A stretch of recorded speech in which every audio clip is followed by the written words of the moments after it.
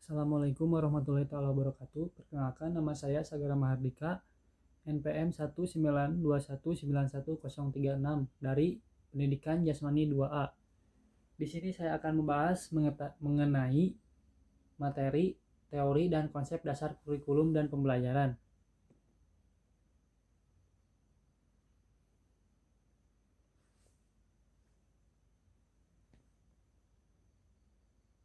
Ada beberapa poin dalam materi ini yang saya akan jelaskan. Yang pertama yaitu pengertian kurikulum, yang kedua pengertian pembelajaran, yang ketiga bagaimana perbedaan kurikulum dan pembelajaran, yang keempat bagaimana hubungan kurikulum dan pembelajaran. Baik, yang pertama yaitu pengertian kurikulum. Pengertian kurikulum adalah kumpulan rencana, tujuan, materi pembelajaran, dan bahkan cara mengajar yang digunakan sebagai pedoman oleh para pengajar demi tercapainya tujuan akhir pembelajaran. Secara etimologis, kurikulum berasal dari kata yang diambil dari bahasa Yunani yaitu curir yang berarti pelari, serta curere yang artinya tempat berpacu.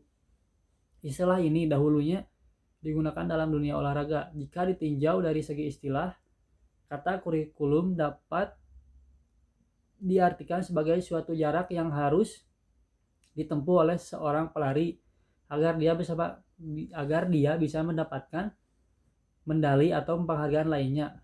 Kemudian hal tersebut diadaptasi ke dalam dunia pendidikan menja di sejumlah mata pelajaran yang artinya dipelajari atau ditempuh oleh seorang peserta didik demi mendapatkan ijazah sebagai penghargaannya. Yang kedua yaitu pengertian pembelajaran.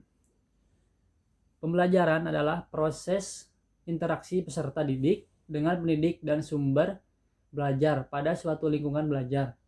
Pembelajaran merupakan bantuan yang diberikan pendidik agar dapat terjadi proses perolehan ilmu dan pengetahuan, penguasaan, kemahiran dan tabiat, serta pembentukan sikap dan kepercayaan pada peserta didik. Dengan kata lain, pembelajaran adalah proses untuk membantu peserta didik agar dapat belajar dengan baik.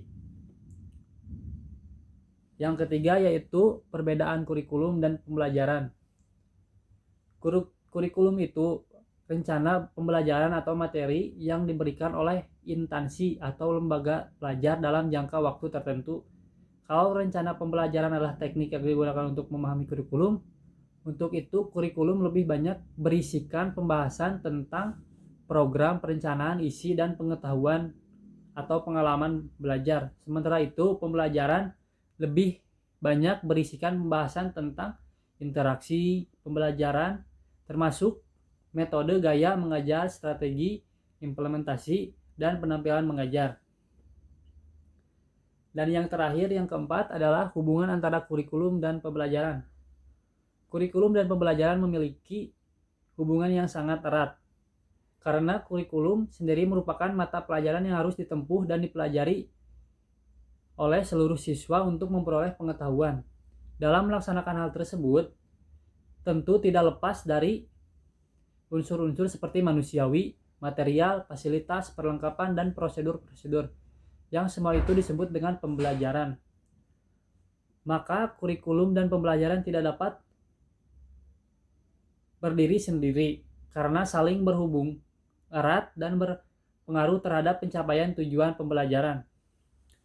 Kurikulum sebagai rencana pembelajaran. Kurikulum adalah suatu program pendidikan yang disediakan untuk pembelajaran siswa. Dengan program itu, para siswa melakukan pelajaran sehingga terjadi perubahan dan perkembangan tingkah laku siswa sesuai dengan tujuan pendidikan dan pembelajaran. Pembelajaran merupakan suatu kombinasi yang tersusun dari beberapa unsur yaitu manusiawi, material, fasilitas, perlengkapan, dan prosedur yang satu dengan lainnya saling mempengaruhi. Dalam pencapaian tujuan pembelajaran, masing-masing unsur memiliki peranan yang sangat penting. Manusia terlibat dalam sistem pengajaran terdiri dari siswa, guru, dan tenaga lain seperti tenaga, perpustakaan, material meliputi buku, papan tulis, fotografi, slide, film, dan lain-lainnya. Fasilitas dan perlengkapan yaitu meliputi ruang, kelas, komputer, dan lainnya. Prosedur yang terdiri dari jadwal dan metode penyampaian informasi praktik belajar dan lainnya. Baik, sekian yang dapat saya sampaikan. Mohon maaf bila ada kesalahan, mohon dimaklumi karena dalam tahap pembelajaran. Wassalamualaikum warahmatullahi wabarakatuh.